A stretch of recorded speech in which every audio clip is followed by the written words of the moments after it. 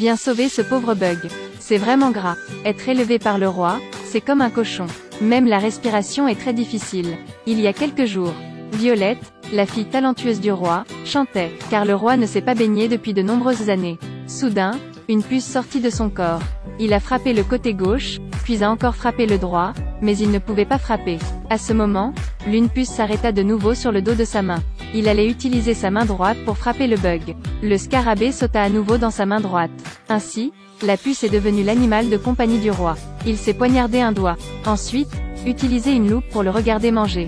Il a même préparé une maison pour la puce. Chaque jour, le roi observe la croissance de la puce. Même les affaires nationales ne sont pas aussi importantes qu'elles le sont. Très vite, la puce a atteint la taille d'un pois. Le roi a fait un pouce-pouce. Laissez les puces faire de l'exercice tous les jours. L'histoire ne s'est pas arrêtée là. Le roi a même nourri les puces du couteau steak de Kobe. La puce avait maintenant presque la taille d'un loup. Un jour, au milieu de la nuit, le roi ordonna soudain au médecin royal d'entrer dans le palais. Il pensait même que le roi ne se sentait pas bien.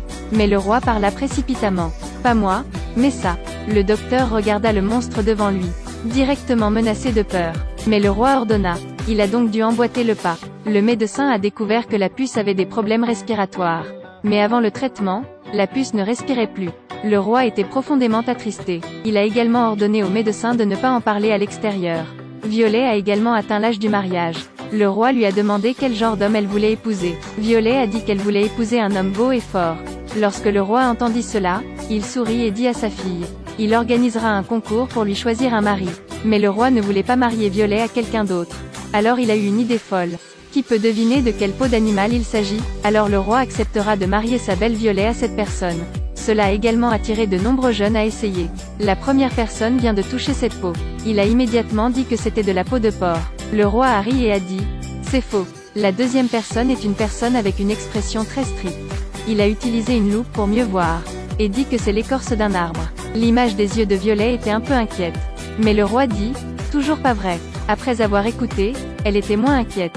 Le troisième est un beau chevalier. Violet l'a juste regardé et l'a aimé. Dans son cœur, elle pensait que c'était lui. Le chevalier regarda le cuir, puis dit que c'était un phoque géant. Violet regarda le roi, attendant une réponse. Mais ce n'est toujours pas la bonne réponse. Violette est déçue. À ce moment Ogre est venu. Les soldats s'empressèrent de l'arrêter.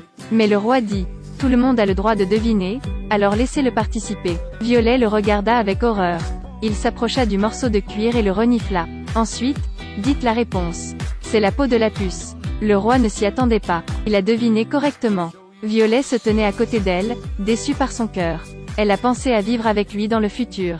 Elle préférait mourir que l'épouser. Elle a eu le cœur brisé et a couru au dernier étage. Le roi a également immédiatement donné la chasse. Au début, le roi pensait que ce serait amusant. Mais maintenant, il semblait qu'il détruisait sa propre fille. Il s'est à la fois excusé auprès de sa fille et l'a convaincue. Je suis sûr que tu trouveras quelque chose qui te rendra heureux. Mais Violet a très bien compris. Ce n'est pas amusant de vivre avec quelqu'un comme lui. Elle déteste son père pour la traiter comme sa blague. Mais maintenant, le roi s'est soudainement transformé en une personne froide. Il est le roi. Ce qui a été dit doit être fait. Sinon, comment pourra-t-il gérer le pays à l'avenir? Violet était extrêmement déçu et le cœur brisé. Il n'y avait pas d'autre moyen que de suivre Ogre hors du palais. Commencer la vie de la beauté et du monstre. Qui va sauver cette pauvre Violet? Violet a été mariée à Ogre par le roi. Il a porté Violet sur son dos et a grimpé la falaise imposante. Mais parce qu'il n'a pas fait attention, il a fait tomber Violet. Elle a failli tomber de la falaise. Il ramena Violet dans la grotte. Au sol, il y avait des ossements d'animaux partout. Il a nettoyé un endroit là-bas, et dit à Violet de s'asseoir. Violet a eu peur et s'est caché dans un coin, même s'il n'est pas doué pour s'exprimer. Mais il savait qu'il devait manger le festin des noces. La pauvre Violet a couru dehors. Dans la soirée, il a définitivement traîné Violet dans la grotte. Quelque temps plus tard, les vêtements de Violet étaient sales. Soudain, elle entendit chanter dehors. Elle courut rapidement dans cette direction. Elle a vu une femme de l'autre côté. Elle a demandé à la femme de la sauver. Mais les deux sont trop éloignés. La femme semblait impuissante. Mais Violet a immédiatement appelé l'autre femme pour qu'elle s'arrête. Elle a dit que si elle restait ici, elle mourrait sûrement. La femme la vit pitoyable. Elle a donc accepté et a dit à son fils de venir sauver Violet le lendemain. La nuit, quand Ogre dormait, il mettait toujours sa main sur le corps de Violet. Des jours comme ça, elle souhaitait juste que ça passe vite. Le lendemain, le fils de la femme d'hier est venu sauver Violet. John portait Violet sur son épaule. Ensuite, équilibrez-vous sur la corde, sortez Violet de la grotte. Mais cette fois, John et Violet ont été découverts par Ogre. Il ne dit pas un mot, suivi directement. Il attrapa la corde avec sa main pour grimper dessus. John prit rapidement le couteau et coupa la corde. Finalement, l'ogre tomba de la falaise jusqu'au fond. Violet et John et l'équipe du cirque ont quitté la montagne. C'est probablement le moment le plus heureux de Violet. Qui aurait pensé, Ogre n'était pas encore mort. Il a sauté sur la voiture, a attaqué tout le monde. Le frère de John a poignardé Ogre avec un couteau, mais il n'a ressenti aucune douleur. Plus tard, son frère John a également été battu à mort par lui.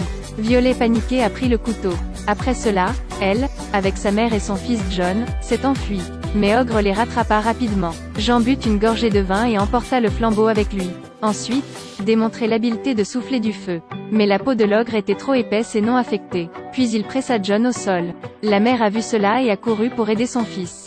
En fin de compte, tous les deux sont morts aux mains de l'ogre. Violet a eu peur et s'est enfuie.